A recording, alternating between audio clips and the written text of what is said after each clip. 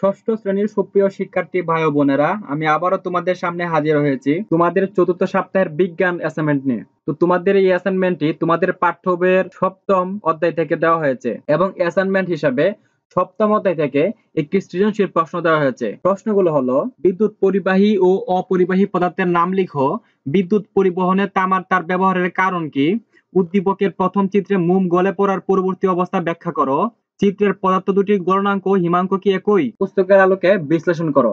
এই ছিল তোমাদের প্রশ্ন। তো এখন আমরা এই প্রশ্নগুলোর উত্তর দিব।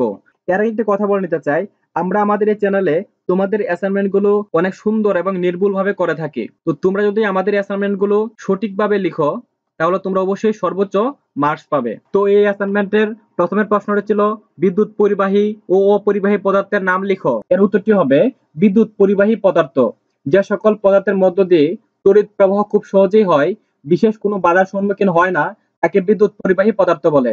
যেমন তামার তার, রূপা, সোনা, অ্যালুমিনিয়াম, পারদ ইত্যাদি। বিদ্যুৎ অপরিবাহী পদার্থ যে সকল পদার্থের মধ্য দিয়ে তড়িৎ প্রবাহ সহজে চলাচল করতে পারে না, প্রবাহ পথে প্রচুর বাধার সম্মুখীন হয়, তাকে বিদ্যুৎ অপরিবাহী পদার্থ বলে। যেমন কাঠের টুকরা, প্লাস্টিক, কাঁচ, পলিথিন, রাবার ইত্যাদি। খতে বলা হয়েছে বিদ্যুৎ পরিবহনে তামার তার ব্যবহারের কারণ কি। এর উত্তরটি হবে বিদ্যুৎ পরিবহনে তামার তার ব্যবহার করা হয় কারণ তামা একটি বিদ্যুৎ পরিবাহী ধাতু। ধাতুসমূহ বিদ্যুৎ পরিবহন করে, তবে সব ধাতুর বিদ্যুৎ পরিবহন ক্ষমতা এক নয়। ধাতুসমূহের মধ্যে তামার বিদ্যুৎ পরিবাহিতা অন্যান্য ধাতুর তুলনায় বেশি। এটি দামেও সস্তা, সহজলভ্য, সহজে কাটা যায় বা জোড়া লাগানো যায়। এজন্য বিদ্যুৎ পরিবহনে তামার তার ব্যবহার করা হয়। গতে বলা হয়েছে উদ্দীপকের প্রথম চিত্রে মোম গলে পড়ার পরবর্তী অবস্থা ব্যাখ্যা করো। এর উত্তরটি হবে উদ্দীপকের প্রথম চিত্রে মোম গলে পড়ার অবস্থানটি তরল অবস্থা, এর পরবর্তী অবস্থা হলো কঠিন। নিচে তা ব্যাখ্যা করা হলো। মোমের জ্বলনে পদার্থের তিন অবস্থা দেখা যায়, যেমন কঠিন, তরল এবং গ্যাসীয়। কঠিন অবস্থায় তাপে যখন মোম গলে তরলে পরিণত হয় তখন কিছু অংশ বাষ্পে পরিণত হয়। এর পরবর্তী ধাপে মোমের কিছু অংশ নিচে জমে কঠিন মোমে পরিণত হয়, অর্থাৎ এ ধাপটি পদার্থের কঠিন অবস্থায় বিরাজ করে। কোন বস্তু যতটুকু জায়গা দখল করে সেটি ওই বস্তুর আয়তন। সকল কঠিন বস্তুই জায়গা দখল করে, তাই সকল কঠিন বস্তুরই আকার ও আয়তন আছে। কঠিন পদার্থের আকার ও আয়তন সহজে পরিবর্তন করা যায় না, এরা যথেষ্ট দৃঢ়, অর্থাৎ এদের দৃঢ়তা আছে।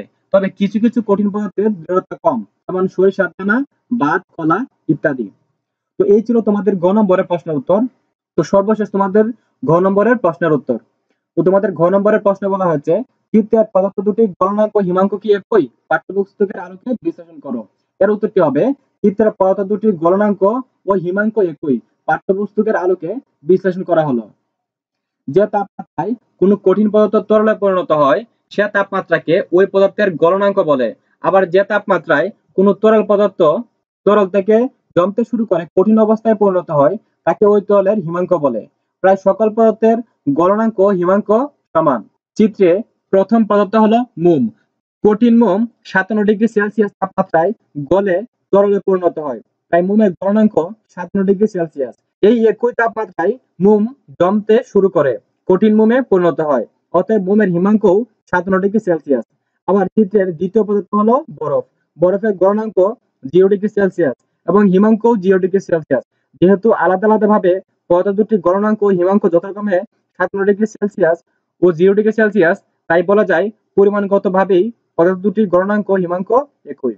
তো এই ছিল তোমাদের বিজ্ঞান অ্যাসাইনমেন্ট। তোমাদের অন্যান্য অ্যাসাইনমেন্ট গুলো আমাদের চ্যানেলে আপলোড দেওয়া হয়েছে, তোমরা চাইলে সেগুলো দেখতে পারো। তো ধন্যবাদ সবাইকে এতক্ষণ আমাদের সাথে থাকার জন্য।